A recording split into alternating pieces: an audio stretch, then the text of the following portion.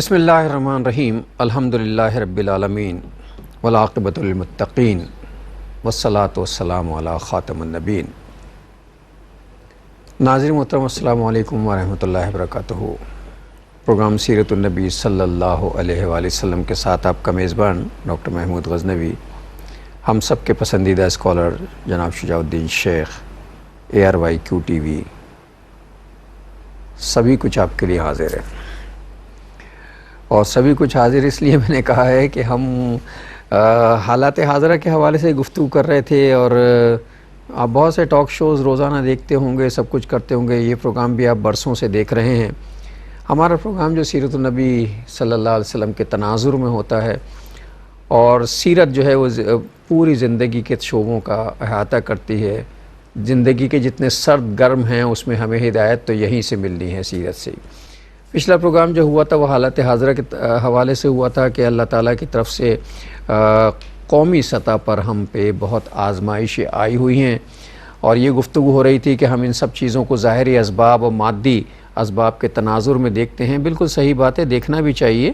ایک ریئلٹی یہی ہے کہ کچھ چیزیں جو ہیں وہ ظاہری اسباب کے تناظر میں، لیکن مسلمانوں کا معاملہ اس سے بھی کچھ چیزیں جو ہیں وہ مرئی ہوتی ہیں، جنہیں ہم کہتے ہیں ویزیبل، جو نظر آ رہی ہوتی ہیں۔ کچھ چیزیں غیر مرئی یعنی انویزیبل ہوتی ہیں، جو نظر نہیں آ رہی۔ تو پچھلا پروگرام یہ ہو رہا تھا کہ جو چیزیں ظاہری طور پہ نظر آ رہی، بارشیں آ گئیں، تباہی ہو گئی، سیلاب آ گئے، بہہ گئے، لٹ گئے، گھر گر گئے، پورے ہوٹل جو ہیں وہ زمیں بوس ہو گئے، یہ ظاہری اسباب میں نظر آ رہے ہیں۔ لیکن یہ کچھ چیزیں میٹا فزکس سے ہیں، جن کو ہم کہتے ہیں انویزیبل، جو ہمیں نظر نہیں آ رہی ہوتی، ان کی طرف سوچنا، مسلمانوں کو ان کی طرف سوچنے کی بھی ہدایت کی گئی کہ یہ تو سوچنا چاہیے کبھی رک کے، یار یہ سب کچھ جو ہو رہا ہے یہ آخر ہمارے ساتھ کیوں ہو رہا ہے؟ کہیں ایسا تو نہیں اللہ ہم سے ناراض ہو گیا؟ کہیں ایسا تو نہیں ہماری کہیں پکڑ شروع ہو گئی؟ اور کہیں ایسا تو نہیں ہم پہ کوئی آزمائش آنے لگی؟ حضور صلی اللہ علیہ وسلم کی حدیث مبارکہ ہے کہ مفہوم میں آپ صلی اللہ علیہ وسلم دعا فرمایا کرتے ہیں، اے اللہ میں پناہ مانگتا ہوں تیری اس بات سے کہ کوئی جانور کے ڈسنے سے میں مروں، میں ڈوب کر مرنے سے تیری پناہ مانگتا ہوں، میں جل کر مرنے سے تیری پناہ مانگتا ہوں، میں شیطان کے اچک لینے سے تیری پناہ مانگتا ہوں۔ اسی طرح کا مفہوم ہے، مطلب پوری حدیث مجھے نہیں یاد ہے، مفہوم ہے میں نے کہا۔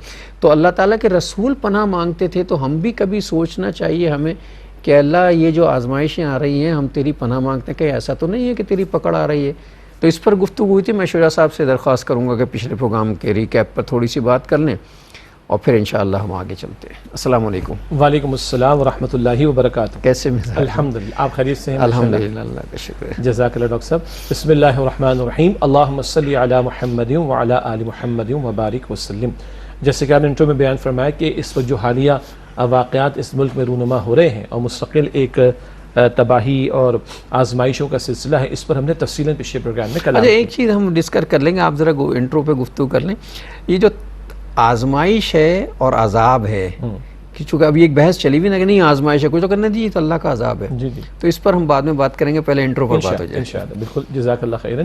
تو یہی پچھلے پروگرام میں ہم بات کر رہے تھے کہ اس پر جب تبصرے ہوتے ہیں تو مختلف نوعیت کی باتیں آتی ہیں، تو ہم نے 3 باتیں بنیادی طور پر رکھی تھی۔ نمبر 1، یقیناً ہمارے کرتوت ہیں، ہماری بیڈ گورننس ہے، ہماری حکمرانوں کی اور انتظامی کی نااہلی ہے، عوام کی بھی، بالکل، نو ڈاؤٹ اباؤٹ دیٹ۔ عوام اگر بقرعید کے موقع پر اپنے جانوروں کی آلائشیں گٹروں کے اندر ڈالیں گے تو اس کے بعد پھر جو گٹروں نے چوک ہونا ہے، اور اس کے بعد اگر بارش ہونی تو حشر کیا ہونا ہے؟ جی، عوام نے اگر اپنے گلی کوچوں کی صفائیاں نہیں کریں گے، صحیح جگہ پر رکھنے کے بجائے ویسے ہی پھینک دینا ہے، تو ایک عام آدمی کی سر پہ بھی جا کے تھیلی 4th فلور والے کی 3rd فلور والے کی لگنی ہے، اس کے بعد اس کا چلے سڑکوں پہ جمع ہونا ہے، اس کے بعد پانی کا ریلا آنا ہے اگر بارش کے برسنے کے بعد، اور اگر گٹریں چوک ہوں گی تو پانی سڑکوں پر کھڑا بھی ہونا ہے، پھر آپ کی میری سڑکوں نے تباہ بھی ہونا ہے۔ یہ ہمارا بھی قصور ہے، اور نو ڈاؤٹ اباؤٹ دیٹ کہ ہمارے حکمرانوں کی نااہلی کا بھی اس کے اندر بہت بڑا دخل ہے۔ تو ایک پچھلے پروگرام میں بات تھی کہ ہاں، ہماری نااہلی، بیڈ گورننس، ہمارے عوام کی کوتاہیاں، ہماری انتظامی حکمرانوں کی ایک بات تھی۔ دوسری بات ہم نے کی کہ اللہ تعالیٰ کا کلام بتاتا ہے کہ یہ آزمائشیں آتی ہیں، یہ لوگوں کے کرتوتوں کی وجہ سے معاملہ آتا ہے، لیکن اللہ تعالیٰ اس میں موقع دیتا ہے لعلہم یرجعون، لعلہم یضرعون، تاکہ لوگوں کے دل نرم ہوں اور لوگ اللہ کی طرف رجوع کریں۔ تو یہ آزمائشیں ہیں لوگوں کے دلوں کو نرم کرنے کے لیے۔ تکلیف ہے، پریشانی ہے، مگر مقصد کیا ہے کہ لوگوں کا دل نرم ہو اور وہ روئے اللہ کے حضور اور گڑگڑائیں اللہ کے حضور اور پلٹے اللہ تعالیٰ کے حضور اور توبہ کرے اللہ تعالیٰ کے حضور۔ تیسری بات یہ تھی کہ اللہ کا کلام بتاتا ہے کہ جو ایک فزیکل فینومینا، مادی قوانین جو اللہ نے بنائے، لیکن اللہ ان قوانین کا پابند نہیں ہے۔ ان مادی قوانین کے تحت بھی زلزلے آنا، بارش ہونا، سیلاب آنا، طوفان آنا پاسبل ہے، لیکن اللہ تعالیٰ کا کلام یہ بتاتا ہے کہ قوموں کے کردار کے بگاڑ کی وجہ سے، لوگوں کے برے اعمال و گناہوں کی وجہ سے بھی زلزلے، طوفان، پتھروں کا برسایا جانا، شولوں کا برسایا جانا، دھسا دیا جانا، غرق کر دیا جانا، اندھا بنا دیا جانا، بستیوں کا پٹخ دیا جانا، یہ عذاب بھی اللہ تعالیٰ نے پچھلی قوموں کے تعلق سے اللہ کے غصے کی علامتیں۔ بالکل۔ تو ہم نے عرض کیا کہ پچھلے پروگرام میں کہ ہمارے کرتوت یعنی نااہلی بھی، نمبر 2 آزمائشیں بھی، اور نمبر 3 امتحانات سے بڑھ کر عذاب کی بھی کیفیات ہو سکتی ہے۔ البتہ یہ وضاحت ہم نے کی تھی، پچھلے قوموں پر جو عذاب آتے تھے وہ عذاب استثناء سے پوری قوم نافرمان مٹا دی جاتی تھی، ایسا معاملہ اس امت کے ساتھ تو نہیں ہوگا۔ اللہ کے نبی صلی اللہ علیہ وسلم نے فرمایا مگر کبھی قحط کا آ جانا، کبھی بارشوں کا آ جانا، کبھی آندھیوں کا چلنا، یہ تو خود اللہ کے نبی صلی اللہ علیہ وسلم کی احادیث سے واضح طور پر واضح ہے۔ ایک حدیث مبارک میں کئی جرائم کا ذکر ہے، ناپ تول میں کمی کا معاملہ ہونے لگے، امانت میں خیانت کا معاملہ ہونے لگے، عورتوں کو باہر لا کر مردوں کے برابر کھڑا کر دیا جائے، جب زنا کی کثرت ہو جائے، شراب کی کثرت ہو جائے، ناچ گانے کی کثرت ہو جائے، اور سنیں قوم کے ذلیل ترین لوگ قوم کے حکمراں بن جائیں۔ جی یہ 10 12 بلکہ 14 باتیں حضور نے گنوا کر فرمایا پھر تیار رہنا، سرخ آندیاں بھی چلیں گی، زلزلے بھی آئیں گے، اور عذاب کی اور کیفیات بھی آئیں گی، تو یہ عذاب بھی ہو سکتا ہے۔ یہ ہم نے پچھلے پروگرام میں 3 اصولی باتیں کی۔ پھر ہم نے عرض یہ کیا کہ یہ مملکت خدا داد پاکستان بقیہ تمام مسلم ممالک سے جدا ہے، یہ خاص ہے ترقی میں قوم رسول ہاشمی صلی اللہ علیہ وسلم کا مظہر اتم ہے کہ ملک لیا ہی ہم نے تھا قرآن و سنت کی بالادستی کے لیے۔ ہمارا بہت بڑا جرم کیا ہے کہ ہم نے اس ملک میں شریعت کو نافذ نہیں کیا، جس کی وجہ سے کبھی قوم 2 لخت ہوئی، بلکہ ملک 2 لخت ہوا 1971 میں، اور اس کے بعد پے در پہ مختلف نوعیت کی کیفیات ہم پر طاری ہو رہی۔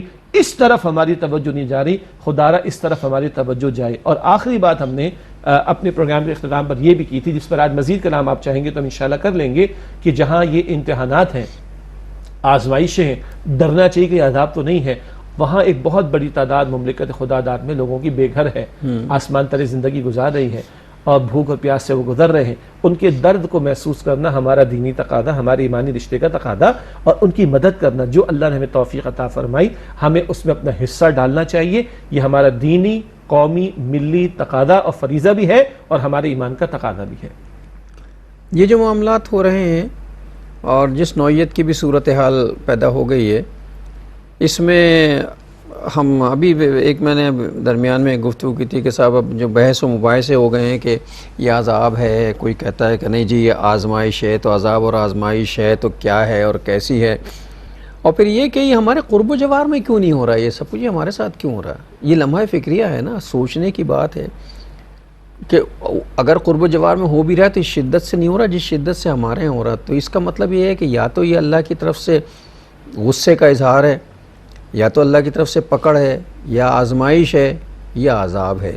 تو آزمائش اور عذاب میں تھوڑا سا ہم فرق کر لیتے، چونکہ آج کل یہی زیر بحث ہے، کچھ لوگ کہہ رہے ہیں جی عذاب ہے، یہ تو ہوگا، جیسے ہم بھی کہہ رہے ہیں کہ اللہ کا عذاب ہو سکتا ہے، کچھ لوگ کہہ رہے ہیں نہیں یہ آزمائش اللہ کی طرف سے آتی ہے۔ 75 سال ہو گئے، ہماری تو عمر گزر گئی، ہم نے تو زندگی میں آزمائشیں دیکھی ہیں، مطلب قومی سطح پر، انفرادی طور کی بات نہیں کر رہا میں، قومی سطح پر آزمائشیں دیکھیں۔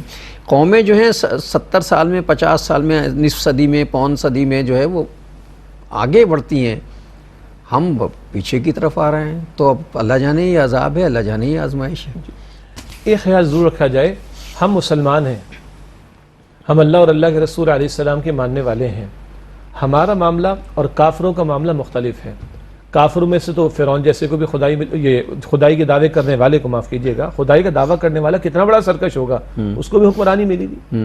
ان کا مسئلہ الگ ہے، ہمارا مسئلہ الگ ہے، ہم ماننے والے ہیں، ہمارے لیے معاملہ الگ ہے۔ اسی لیے وہ شعر سنایا جاتا ہے کہ اپنی امت پر قیاس اقوام مغرب سے نہ کر، خاص ترکیب میں قوم رسول ہاشمی۔ زلزلے اوروں پر بھی آتے ہیں، طوفان اوروں پر بھی آتے ہیں، لیکن اگر ماننے والوں پر بھی آ رہے ہیں، اللہ اور اس کے رسول علیہ السلام کے نام لیوا لوگوں پر آ رہے ہیں، اور ان پر مستقل پہاڑ ٹوٹ رہے ہیں مصائب کے، آزمائشوں کے، تو ان کو غور کرنا چاہیے کہ آخر ہم سے ایسا کیا غلط ہو رہا ہے کہ جس کی وجہ سے ہمارے حالات سنور کر نہیں دے رہے.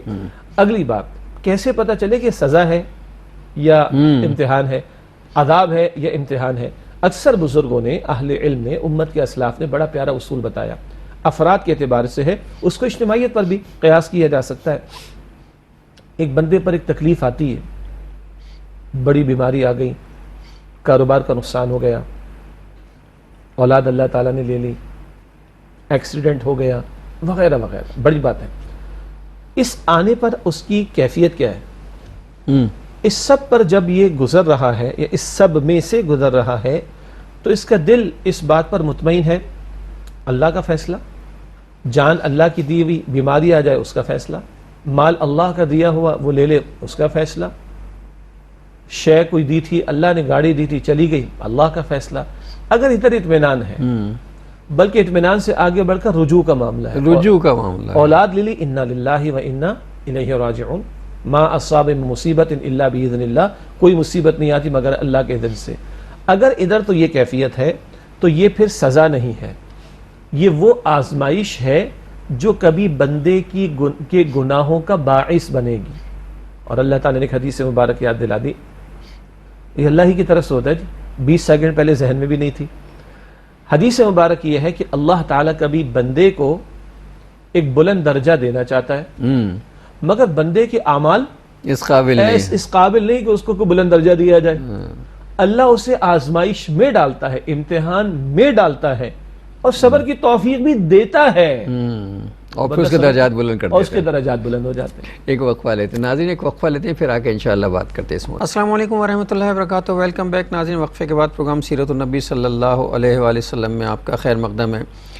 یہ حدیث مبارکہ بڑی خوش آئند بھی ہے اور ہوپ پیدا کرنے والی، یعنی رجا پیدا کرنے والی ہے کہ کبھی کبھی یوں بھی ہوتا ہے کہ اللہ تعالیٰ کسی بندے کے درجات کو بلند کرنا چاہتا ہے لیکن اعمال اس قابل نہیں ہوتے. مطلب پروموشن ہونی ہے، ACR خراب ہے. سرکاری دفتروں میں یہی ہوتا ہے جی بالکل، کہ یار یہ بندہ کمپیٹنٹ ہے، اس کی پروموشن ہونی چاہیے لیکن اس کی ACR تو نہیں بتاتی کسی پر. تو پھر کہتے ہیں کہ اچھا ایسا کرو کہ انسانی ہمدردی کی بنیاد پر، ہیومن گراؤنڈ پر جو ہے ایسے پروموشن، یا اچھا کرو اسی پروموشن دے دو، اس کا انکریمنٹ روک لو.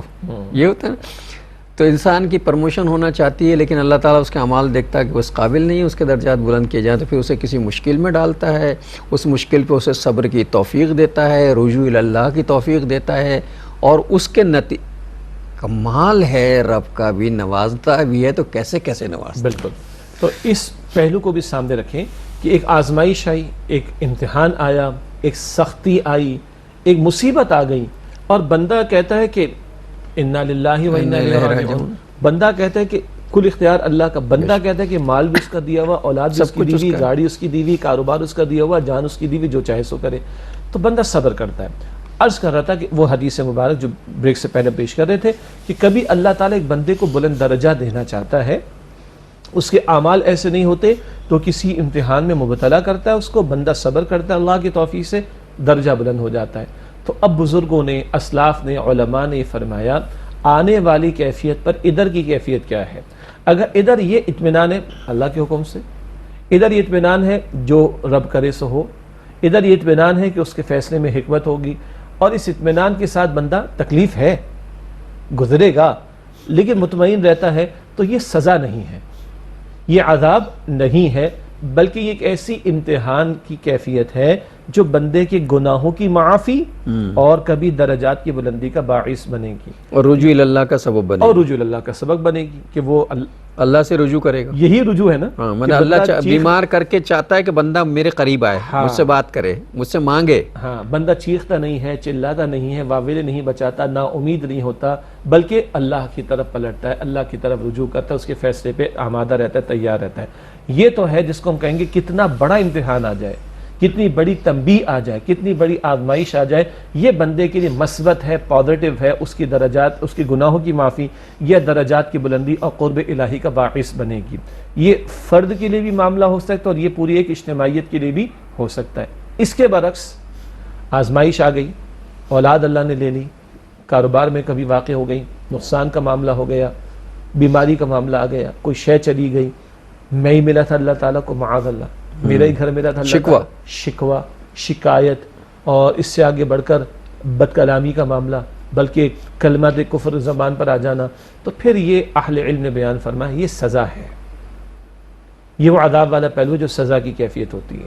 اچھا، اور مزید بنا، آ رہا ہے امتحان، آ رہی ہے آزمائش، اور بندہ اور دل اس کا سخت ہو جائے، رجوع کی وہ کیفیت ہی پیدا نہیں ہو رہی، پلٹنے کا کوئی سوال ہی پیدا نہیں ہو رہا، توبہ نہیں کر رہا، دل میں نرمی نہیں ہو رہی، توبہ کی توفیق نہیں مل رہی، اللہ کی طرف پلٹنے کی بات ہی نہیں ہو رہی، تو پھر یہ سزا کی بات ہے، اور یہ پھر امتحان کی بات ہے، یہ عذاب کی کیفیت کا معاملہ ہے۔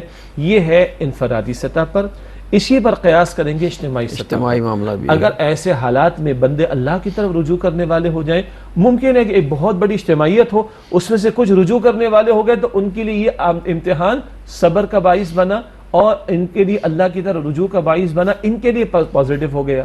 بقیہ ہو سکتے ہیں واویلا مچارو چلا رہے ہو، یا ان کے دل سخت ہو رہے ہو، وہ اللہ کی طرف رجوع کرنے والے نہ بنے، پلٹنے والے نہ بنے، توبہ کرنے والے نہ بنے، تو پھر یہ ان کے لیے سزا کا پہلو بھی ہو سکتا ہے۔ البتہ حتمی طور پر یہ طے کون کرے گا؟ اللہ سبحانہ وتعالی۔ ہم یہ ان کیفیات کے مطابق آیات قرآنی کی روشنی میں کہہ سکتے ہیں اگر ایسا ہے تو بھائی امتحان ہے جو بندے کی معافی اور درجات کی بلندی کا باعث بنے گا، اور اگر ایسا ہے تو پھر ڈرو کہ یہ عذاب ہوگا، یہ سزا ہوگی۔ اللہ تعالی ہمارے حال پر رحم فرمائے۔ ہم یہ کیفیات بیان کر سکتے ہیں، ڈیسائسولی وہ اللہ تعالی ہی طے کرتا ہے کہ کس کے لیے کیا معاملہ ہے۔ اچھا، پے در پہ جو ہے واقعات ایسے ہوتے ہیں۔ اب دیکھیے یہ سیلاب آیا، سیلاب کے بعد ظاہر ہے پانی کھڑا ہوا، ایک کچھ چیزیں نیچرل ہیں، مطلب قدرتی ہیں، فطرت کے عین مطابق ہیں۔ پانی کھڑا ہوا مچھروں کی بہتات ہو گئی، مچھروں کی بہتات ہوئی تو انہوں نے بیماریاں پھیلانا شروع کی۔ آج کل پورے ملک میں کم و بیش ایسی صورتحال ہے کہ وہ ڈینگی اور ملیریا ٹائپ کا بخار جو ہے وہ پھیل رہے ہیں، ہر دوسرا یا تیسرا آدمی جو ہے وہ اس میں مبتلا ہو رہا ہے، اور ظاہر ہے یہ خطرناک بیماریاں ہیں۔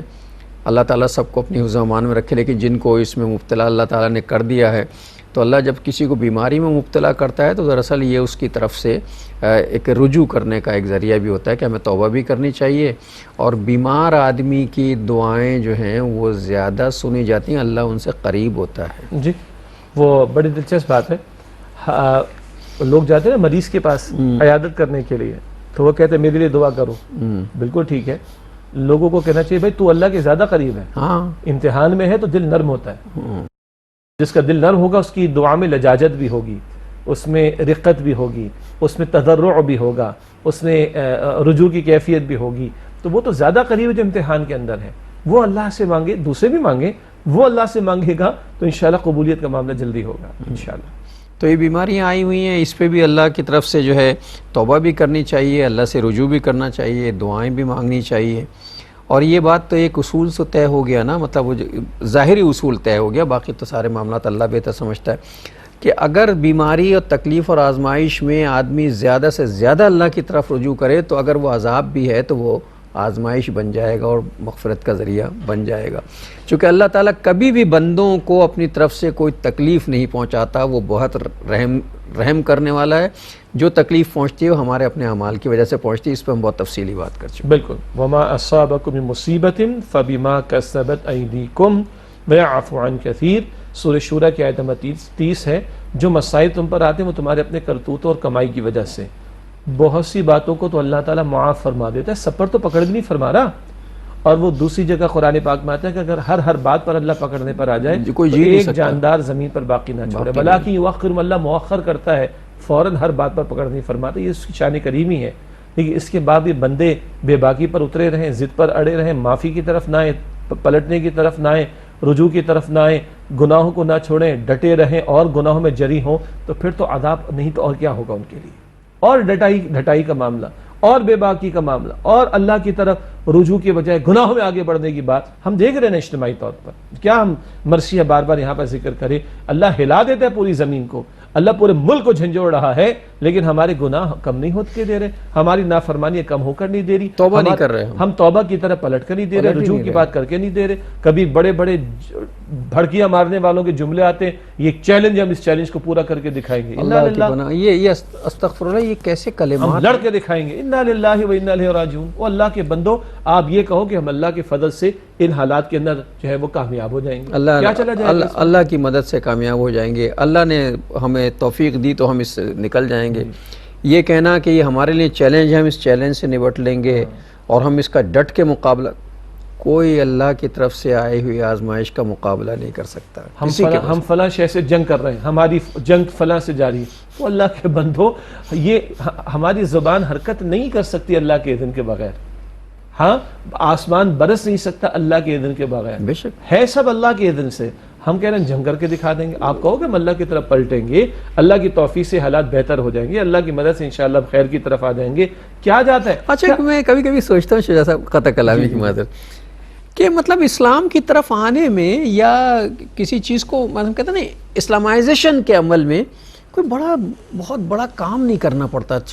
نیت بدلنی پڑتی ہے، الفاظ بدلنے پڑتے ہیں. مثال اگر محکمہ موسمیات والے کہتے ہیں ایک بڑا جناب ایک سسٹم آ رہا ہے اور وہ طوفانی بارشیں کرے گا اور یہ کرے گا، اگر صرف اتنا سا کہہ دیا جائے کہ ایک سسٹم آ رہا ہے جس میں یہ طاقت موجود ہے، اللہ کے حکم سے وہ چاہے گا تو برسے گا اور رحمت کی بارش کرے گا، اور اللہ کے حکم سے چاہے گا تو گزر جائے گا، ایک معاملہ ختم ہو گیا سارا. یعنی پہلے طوفانی ہوائیں چلنا شروع ہوتی تھیں تو دیکھ کر لوگ رجوع کرتے تھے. اگر آپ کو ان ایڈوانس پتہ چل گیا ہے تو کیا ان ایڈوانس اللہ کی طرف رجوع نہیں کر سکتے؟ رجوع کریں مطلب یہ دو جملے صرف کہنے ہوتے ہیں نا کہ اللہ نے چاہا تو ایسا ہو جائے گا اور اللہ نے چاہا تو ہم اس آزمائش سے نکل جائیں گے. بلکہ ایک اور بات میں عرض کرنا چاہوں گا کہ شاید اللہ کا ذکر کرتے ہوئے کچھ جھجک آتی ہے ہمیں. ہاں مطلب دیکھیں نا، ہم دعویٰ کیا کرتے ہیں، یہ آئے گا اور یہ ایسا 5 تاریخ سے 6 تاریخ تک اور رات کو 11 بجے سے 12 بجے تک خوب ٹوٹ کے برسے گا.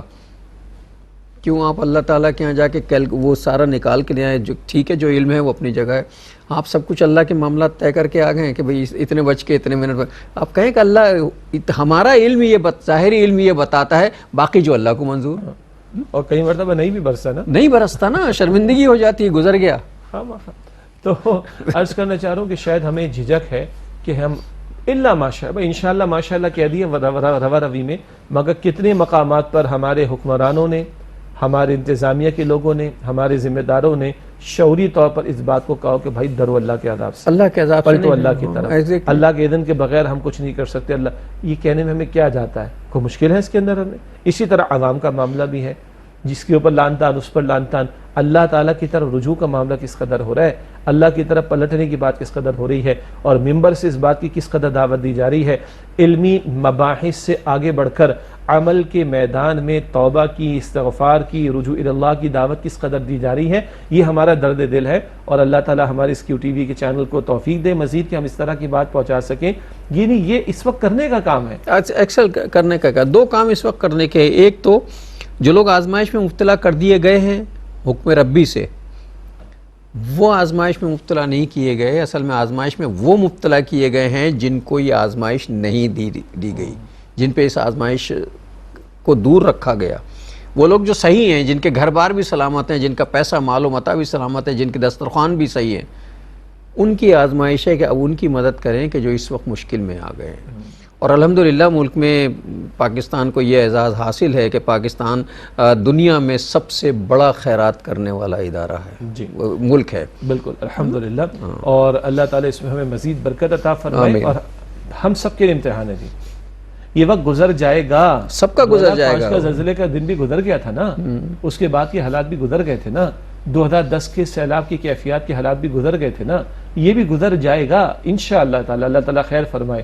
مگر ہم اس امتحان میں کامیاب ہوں گے یا ناکام ہوں گے، یہ ہمیں چیک کرنا چاہیے.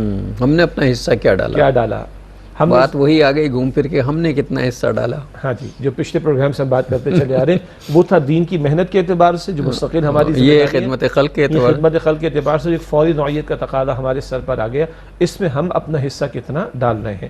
تو اگر آپ کی اجازت ہو ذرا اس موضوع کو بھی میں چاہتا ہوں کہ ذرا سوشل ورک پہ تھوڑی سی گفتگو، کیونکہ دنیا یہ کہتی کہ سوشل ورک کا علم جو ہے وہ 20ویں صدی کا علم ہے، حالانکہ سوشل ورک کا جو علم ہے وہ رسول اللہ صلی اللہ علیہ وسلم کی نبوت سے پہلے کا علم ہے. خود رسول اللہ صلی اللہ علیہ وسلم سوشل ورک کیا کرتے تھے، سماجی بہبود کے کام خود رسول اللہ فرمایا کرتے تھے. تو یہ اسلام کا اسلام کے عین مطابق ہے یہ سوشل ورک کرنا. جی، یعنی پہلے تو ہم اپنی غلامانہ ذہنیت سے جان چھڑائیں. ہاں، ہم کہتے ہیں اچھا کئی چیزیں ہیں. میں تو ماس کمیونیکیشن میرا سبجیکٹ ہے، لوگ کہتے ہیں یہ کمیونیکیشن کا جو سبجیکٹ ہے یہ 20ویں صدی کا ہے. 20ویں صدی کا نہیں، رسول اللہ نے جو کمیونیکیشن کی ٹیکنیک سکھائی تھی وہی آج استعمال ہوتی ہیں ساری کی ساری. بالکل 3 مرتبہ بات کو کہنا تاکہ اچھی طرح سمجھ میں آئے، بلند جگہ پہ کھڑے ہو کے بات کرنا، ممبر پہ کھڑے ہو کے بات کرنا، اذان دیتے وقت کانوں میں انگلیاں دے لینا، یہ ساری کمیونیکیشن ٹیکنیکس ہیں نا، تو اسلام کی دی ہوئی ساری. بالکل بجا آپ نے فرمایا. تو میں عرض کرنا چاہ رہا تھا کہ پہلے تو ہم اپنی غلامانہ ذہنیت سے نجات پائیں کہ جیسے سوشل ویلفیئر جس کو اردو میں ہم خدمت خلق کہتے ہیں، لیکن جب تک انگریزی میں نہ کہا جائے تو ہم تسلیم ہی نہیں کرتے کہ کوئی کام ہو رہا ہے. پہلی بات تو یہ تصور ہمارا خیال ہے کہ ہمیں غیروں سے ملا ہے، ہمیں ویسٹرن سوسائٹی سے ملا ہے، اور وہاں چرچے بھی بہت زیادہ ہوتے ہیں اور اس کی ایڈورٹیزمنٹ بھی بہت زیادہ ہوتی ہے، تو ہمارا خیال ہے کہ شاید وہیں پر یہ کام ہوتا ہو.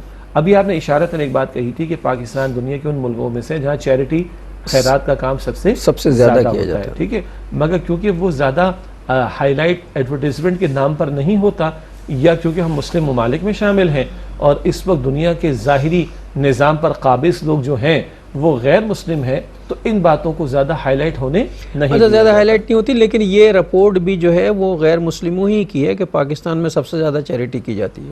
اور اگر ایک چیریٹی والا گوشہ میں عرض کر دوں جس کو سر پکڑ کر وہ بھی بیٹھ جاتے ہیں. ایک وقفہ لے لیں ناظرین، پھر اس پہ بات کرتے ہیں کہ کچھ چیزیں ایسی ہیں جو منظر عام پر آتی ہی نہیں ہے. وقفے کے بعد بات کریں گے. السلام علیکم ورحمۃ اللہ وبرکاتہ. ویلکم بیک ناظرین. وقفے کے بعد پروگرام سیرت النبی صلی اللہ علیہ وآلہ وسلم میں آپ کا خیر مقدم ہے. بات یہ ہو رہی تھی کہ کچھ چیزیں ہیں جو منظر عام پہ نہیں آتی ہیں. شجاع صاحب فرما رہے تھے. جی میں اس کہہ رہا تھا کہ ایک ایسا بڑا چیریٹی کا فورم جو پاکستان کا یونیک ایک آسپیکٹ ہے، وہ اس ملک میں مدارس کا نظام ہے. 40 لاکھ کم و بیش طلبہ و طالبات مدارس میں یہاں پڑھتے اور 1% ان سے چارج نہیں کیا جاتا. اختلافات ہونا اپنی جگہ، لیکن اس گراؤنڈ ریئلٹی کو ماننا پڑے گا کہ یہ اتنا بڑا ایک سیٹ اپ ہے جس کو ملکی حضرات بھی اور غیر ملکی لوگ بھی سر پکڑ کر بیٹھ جاتے ہیں چل کیسے رہا ہے، اور اس کے شواہد بھی الحمدللہ موجود ہیں. ساتھ ساتھ میں یہ بھی جوڑ دوں، یہ جو اس وقت ناگہانی معاملات ہیں پاکستان کے اندر، ماننا پڑے گا کہ بہت بڑے پیمانے پر مدارس کے لوگ، دینی اجتماعیتوں کے لوگ جس طرح انہوں نے الحمدللہ رب العالمین امدادی کارروائیوں میں حصہ لیا، وہ بہت قابل تحسین ہے. حالانکہ وہ انہیں خود امداد کی ضرورت ٹھیک ہے، جنہوں نے اپنی مسجدیں کھول دی، اپنے مدارس کھول دی اور مدارس کے طلبہ کو روانہ کیا اور دینی اجتماعیتوں نے کوشش کی، اللہ تعالیٰ قبول فرمائے. یہ لوگ ایکسیپٹ نہیں کرتے. خاص طور پر ہمارا اس موقع پر وہ جس کو ہم کہتے ہیں نا، تلخ ہے مجھے پتہ ہے اگلا جملہ، موم بتی مافیا، لبرلز اور ہمارے سیکولر مائنڈڈ لوگ جو ذرا خود ہم سو کالڈ لبرل، جی وہ نظر نہیں آ رہے، لیکن اس فرنٹ کے اوپر الحمدللہ یہ حضرات نظر آئے ہیں اور بھی بہت سے لوگ کام کر رہے ہیں. لیکن میں نے اشارہ کرنا چاہا کہ دنیا خود پریشان ہے کہ یہ اتنا بڑا سیٹ اپ یہ کیسے چل جاتا ہے. اچھا اب آئیے ذرا ہمارے دین نے جو فلاحی حوالوں سے تصورات دیے ہیں جن میں سے کچھ کی طرف ہماری نگاہ بھی نہیں جاتی. آپ چھوڑیں کسی ناگہانی آفت کو، آپ پرماننٹ بیسس پر دیکھیں. میں اگر ایک بیٹا ہوں تو میرے ماں باپ کی کفالت مجھ پر ہے. میں اگر ایک شوہر ہوں تو میری بیوی کی کفالت مجھ پر ہے. میں اگر ایک باپ ہوں تو میرے بچوں کی کفالت مجھ پر ہے. اگر میری کوئی بہن ہو اور میرے والد نہ ہوں تو بہن کی کفالت مجھ پر ہے. حدیث مبارک میں آتا ہے اگر کسی شخص کے پاس خالائیں تین خالہ کفالت میں آ جائیں اور پوری کرے ذمہ داری، جنت اس کے لیے. 3 پھپھیوں کی ذمہ داری کسی پر آ جائے، جنت اس کے لیے. یہ سوشل ویلفیئر کا ایسا تصور ہے کہ اگر ذرا نگاہ ڈالیں. اچھا میں اپنے اوپر، آپ نے تو ماشاءاللہ علماء کے ساتھ وہ مسائل کے سب پروگرامز بھی کیے ہیں، اپنے اوپر بھی زکوٰۃ نہیں دے سکتا، اپنے نیچے بھی زکوٰۃ نہیں دے سکتا، نہ ماں باپ کو، نہ دادا دادی کو، نہ نانا نانی کو. اولاد کو بھی نہیں دے سکتا، اولاد کی اولاد کو بھی نہیں دے سکتا. ان کی تو مجھے کفالت کرنی ہے. یہ سوشل ویلفیئر یہ سوشل ویلفیئر ہے. کھانا پینا کپڑا صحت سب کچھ اس میں آئے گا. ٹھیک، بیوی کو بھی زکوٰۃ نہیں دے سکتا، اس کی تو مجھے کفالت کرنی ہے. ہاں بہن بھائی اگر مستحقین ہوں گے تو زکوٰۃ دے سکتا. پھر حدیث کیا کہتی ہے؟ اپنوں کو دینے کا دوہرا ثواب ہے، ایک دینے کا ثواب اور دوسرا صلہ رحمی کا ثواب. اب میرے گھر سے آگے چلوں تو میرے رشتہ دار آ جاتے ہیں. اللہ کا دین ان کی توجہ دلاتا ہے. اللہ نے تمہیں زائد دیا تو چلو ان کو بھی تم اپنی کفالت میں لے لو، یا ان تک بھی اپنی جو نعمت تمہیں اللہ نے دی ان تک پہنچانے کی کوشش کرو۔ پھر اللہ پڑوسیوں کی تعلیم عطا فرماتا ہے، ان کے ساتھ حسن سلوک کی تعلیم دیتا ہے، اللہ تعالیٰ زکوٰۃ کا حکم دیتا ہے، زکوٰۃ تو مستقل سوشل ویلفیئر ہے، صدقات کی ترغیب دلاتا ہے۔ اسی طرح کمزور ہو، یتیم ہو، مسکین ہو، محتاج ہو، ان کے ساتھ، یہ تو مستقل تعلیم ہے۔ زلزلہ آیا ہو کہ نہ آیا ہو، سیلاب آیا ہو کہ نہ آیا ہو، یہ تو ہمارے دین کی مستقل تعلیم ہے۔ اور یہاں سے چلیں تو پھر معاشرے کے اعتبار سے مسجد کا نظام دیا۔ مسجد 5 وقتہ نماز کے لیے تو مقام ہے، مگر 5 وقتہ نماز کے اندر کسی کی غیر حاضری بتا دی گی کہ غائب ہے تو کیا مسئلہ، چیک کروں گا جا کر، کسی کا چہرہ بتا دے گا۔ اسی لیے بار بار قرآن پاک واقیموا الصلاۃ وآتوا الزکاۃ کہتا ہے، چہرے بتا دیں گے تمہیں کسی غریب کے محتاج کے۔ یہ تو مستقل نظام عطا کیا گیا، اور جہاں کسی کی کفالت اس کے خاندان کے افراد یا معاشرے کے افراد نہ کر پائیں، وہ ذمہ داری کس کی آتی ہے؟ ریاست کی آتی ہے، بیت المال سے اس کی مدد کی جائے گی۔ معذورین ہوں گے، کمزور ہوں گے، محتاج ہوں گے، بڑھاپا آ گیا اینڈ سو آن، یہ پورا تصور ریاست کی سطح پر بیت المال کا عطا کیا گیا۔ یہ مستقل مزاجی کے ساتھ سوشل ویلفیئر کا تصور عطا ہو رہا ہے۔ پھر اگر ناگہانی آ جائے، اب ہے مسئلہ، اب اللہ کا دین بتاتا کہ انما المؤمنون اخوہ، تمام کے تمام اہل ایمان آپس میں بھائی بھائی ہیں۔ اللہ کے نبی علیہ السلام فرماتے، بڑی اہم حدیث ہے، اگر کسی نے اپنے بھائی کو ایسی مقام پر چھوڑا جہاں اس کو مدد کی ضرورت تھی، تو اللہ اس شخص کو اس مقام پر چھوڑ دے گا آخرت میں جہاں اس کو شدید مدد کی ضرورت ہوگی۔ میں دوبارہ عرض کرتا ہوں، اللہ اندازہ کریں، آج اگر کسی نے اپنے بھائی کو اس مقام پر چھوڑ دیا جہاں اس کو مدد کی ضرورت ہے، تو کل اللہ اس کو اس مقام پر چھوڑے گا آخرت میں جہاں اس کو شدید مدد کی ضرورت ہوگی۔ یہ دین بتا رہا ہے۔ کیا ہمیں کوئی کافر سکھائے گا؟ کیا ہمیں کوئی غیر مسلم سکھائے گا؟ کیا ہمیں ویسٹرن سوسائٹی سکھائے گی جو ہمیں اللہ کے دین نے سکھایا؟ اللہ کے نبی علیہ السلام کی احادیث پچھلے پروگرام میں آخر میں مختصراً پیش کی گئی تھی۔ الخلق عیال اللہ، ساری مخلوق اللہ کا کنبہ ہے، اور اللہ کی مخلوق میں سے سب سے زیادہ اللہ کو پسند کون ہے؟ جو سب سے بڑھ کر اس کی مخلوق کے ساتھ جو ہے وہ نفع رسانی کا باعث کرنے والا ہو۔ خیر الناس من ينفع الناس، لوگوں میں سے بہتر کون ہے؟ جو لوگوں کو نفع پہنچانے والا ہو۔ حضور فرماتے جب تک تم اپنے بھائی کی حاجت کو پورا کرنے میں لگے رہو گے، تب تک اللہ تعالیٰ تمہاری حاجت کو پورا کرنے میں لگا رہے گا۔ تم آج کسی کی دنیا کی تکلیفوں میں سے کسی تکلیف کو دور کرو، اللہ قیامت کے دن تمہاری تکلیفوں میں سے کسی تکلیف کو دور کرے گا۔ اور حد ہے، وہ حدیث بھی اللہ تعالیٰ نے یاد دلا دی، کئی مرتبہ پہلے پیش ہوئی۔ اللہ بندے سے پوچھے گا قیامت کے دن، مسلم شریف کی روایت، میرے بندے میں بھوکا تھا تو نے کھلایا نہیں، میں پیاسا تھا تو نے پلایا نہیں، میں بے لباس تھا تو نے لباس نہ دیا، میں بیمار تھا تو نے میری عیادت نہیں کی۔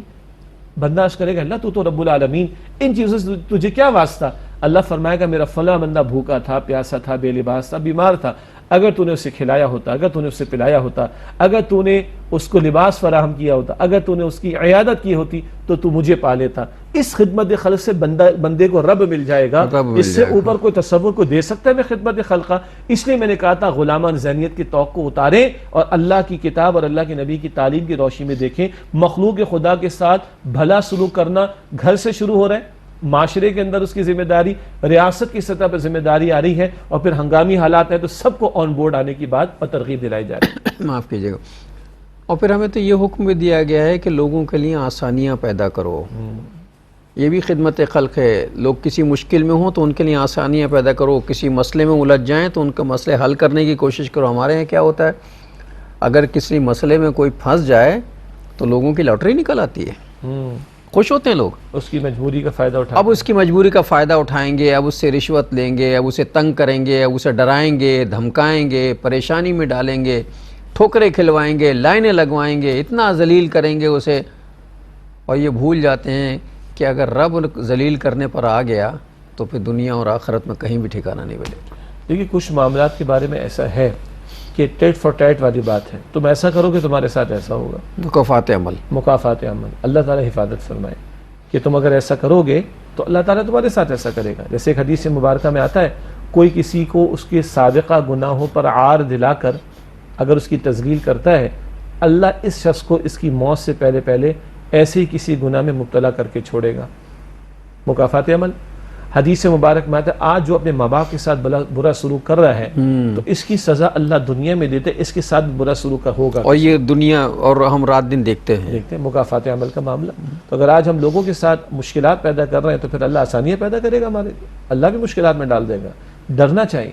آج کسی کی مجبوری سے فائدہ اٹھا رہے، کیا کل ہم اس کی جگہ کھڑے نہیں ہو سکتے؟ کل ہمارے ساتھ مجبوری نہیں آ سکتی؟ کیا دنیا کے اندر بڑے بڑے شہروں میں بھی تباہی نہیں آ جاتی؟ آج وہ سمجھ رہے کہ میرا کاروبار سیف ہے، میری فیکٹری سیف ہے، میرا بزنس سیف ہے، اللہ میرا کے گھر لیے ایک سیف ہے۔ جھٹکے کا معاملہ۔ جی لوگوں نے کہا کبھی بڑی بے باکی کے ساتھ کہ آپ یہ تبصرے کرتے رہتے ہو، یہ اسلام آباد والوں پر عذاب کیوں نہیں آتا، یہ کراچی والوں پر عذاب کیوں نہیں آتا؟ استغفر اللہ ربی من کل ذنب واتوب الیہ۔ یہ کراچی کے ہائی رائز بلڈنگ کا اندازہ ہے نا لوگوں کو، 15 منزلہ بلڈنگ ہے، کنجسٹڈ ایریاز، ایک جھٹکا اللہ تعالیٰ دے دے یہ کروڑوں کا مسئلہ بن جائے گا۔ باقی مشکلات کے معاملات اور بھی ہوتے ہیں جو ہم باتیں کرتے رہے ہیں، اچھا بھی لگتا بار بار کہتے ہوئے کہ ہماری سڑکوں کی صورتحال کیا ہے، ہمیں اپنے گھروں سے یہاں تک پہنچنے میں کتنے پاپڑ بیلنا پڑتے ہیں، کس طرح گزر کر ہمیں آنا پڑتا ہے، یہ کوئی کم کیفیات ہے مصیبت کے اعتبار سے؟ تو اللہ کے عذاب کو دعوت نہیں دینی بھائی، اللہ کے ساتھ اللہ سے معافی مانگنی ہے، اس کی طرف رجوع کرنے کی بات کرنی۔ تو نقطہ یہ تھا اگر آج لوگوں کی مجبوری کا فائدہ اٹھا کر ظلم کر رہے ہیں تو کیا اللہ تعالیٰ نے چھوڑ دینا؟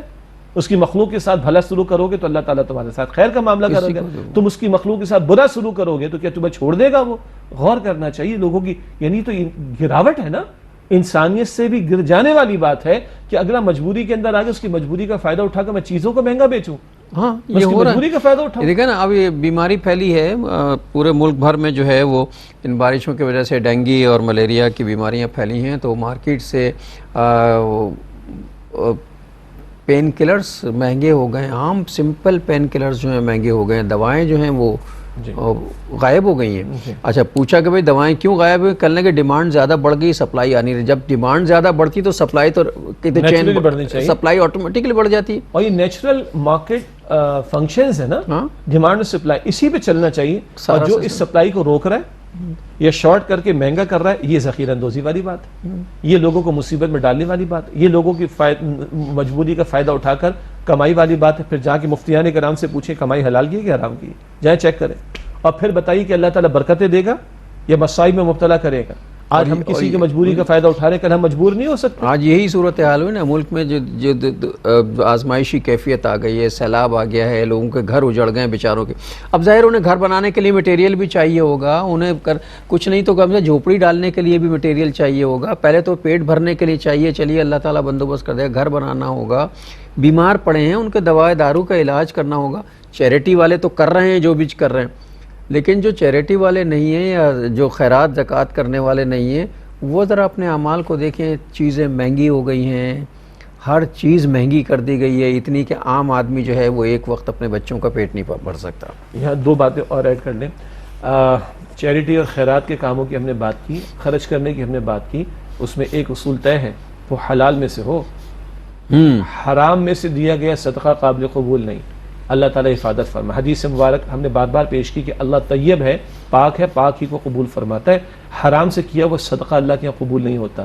ہم نے بات رمضان شریف کے تعلق سے بھی کی تھی، آپ کو یقیناً یاد ہوگا کہ ہم دن میں تو حرام کمائیں، خدا نہ خواستہ رات کو تراویح میں کھڑے ہو جائیں، تو ایسا نہ ہو کہ لوگوں کی مجبوری کا فائدہ اٹھا کر ہم چیزوں کے ریٹ تو اوپر لے جائیں اور پھر کسی کو چندہ بھی دیں، جی 10,000 روپے ہماری طرف سے چندہ، وہ بھائی تم چیزوں کے ریٹ اوپر نہ بڑھاؤ، ان کی مجبوری کا فائدہ اٹھا کر چیزوں کو مہنگا نہ کرو، یہ تمہارا اپنے لیے بھی بہت بڑا چیریٹی کا معاملہ ہوگا، دوسروں کے ساتھ بھی بھلے سلوک کا معاملہ ہوگا۔ یہ کیا دو نمبری کا کام وہ کرتے نا رمضان میں ہوتا تھا، کسی صاحب نے بڑا اس پہ طنز بھی کیا، اور کسی پہ طنز کرنا مقصود نہیں، ایک بات سمجھانے کے لیے انہوں نے کہا جی 30 روپے کلو کی چیز جو 100 روپے کلو بیچ کے جلدی سے اور بھاگتا میری نماز قضا نہ ہو جائے گا۔ استغفر اللہ، استغفر اللہ۔ یہ مطلب یہ دلوں کی کجی ہے نا، یہ اللہ مجھے بھی اپنی امان میں رکھے، اللہ ہمارے دلوں کو بھی، یہ ہم جو باتیں کر رہے ہیں اللہ تعالیٰ سب سے پہلے ہمیں اس پہ عمل کرنے کی توفیق عطا فرمائے، اور اگر ہمارے اندر کوئی کجی ہے پہلے اسے اللہ دور کرے پھر دوسروں کے لیے کرے۔ پھر وہی بات آ رہی کہ ہم سب کا امتحان ہے، سب کا امتحان، سارے اچھا پوری زندگی اصل میں امتحان ہے نا، الذی خلق الموت والحیات لیبلوکم ایکم احسن عملا، اللہ فرماتے زندگی موت کا سلسلہ کیوں قائم فرمایا امتحان کے لیے، یہ سارے حالات امتحان ہیں ہمارے، اور یہ بات بڑی کڑوی ہے جو آپ نے بیان فرمائی، کڑوی سے مراد بری لگتی ہے لیکن ہونی چاہیے۔ ہم نے ایک شعر ہوا کہ چائنا کے کسی تاجر نے کہا کہ ہمارے پاس لوگ آتے ہیں مسلم ممالک سے آتے ہیں اور کہتے ہیں جی یہ فلاں ہے شے تم فلاں کمپنی جیسا بنا دو اور اس پر ٹیگ فلاں کمپنی کا لگا دو، اور تھوڑی دیر کے بعد اس کو میں کچھ کھانے کو پیش کرتا ہوں تو وہ کہتے نہیں حرام ہم نہیں کھا سکتے، یہ جو تم کہتے ہیں کتے بلے حرام ہم یہ نہیں کھا سکتے۔ یہ کیا منافقت ہے، دوہری پالیسی۔ ناظرین اس کے ساتھ ہی ہمارے آج کے پروگرام کا وقت ختم ہو رہا ہے۔ میں شہزاد صاحب سے آج کی حدیث ہدیہ کروانا چاہتا ہوں۔ نبی مکرم صلی اللہ علیہ وآلہ وسلم نے ارشاد فرمایا، اے میرے بندوں تم سارے کے سارے خطا کار ہو. اللہ تعالیٰ فرماتا ہے، حدیث قدسی ہے، اللہ تعالیٰ فرماتا ہے حدیث قدسی، اللہ فرماتا ہے میرے بندو تم سارے کے سارے خطا کار گنہگار ہو اور میں بخش دینے والا ہوں. تم رات میں بھی گناہ کرتے ہو تو مجھ سے مانگ لو، تم دن میں بھی گناہ کرتے ہو مجھ سے مانگ لو، میں سارے گناہوں کو بخش دینے والا ہوں. حدیث مکمل. اللہ تعالیٰ میں سچی پکی توبہ اور رجوع الی اللہ کی توفیق عطا فرمائے. آمین یا رب العالمین.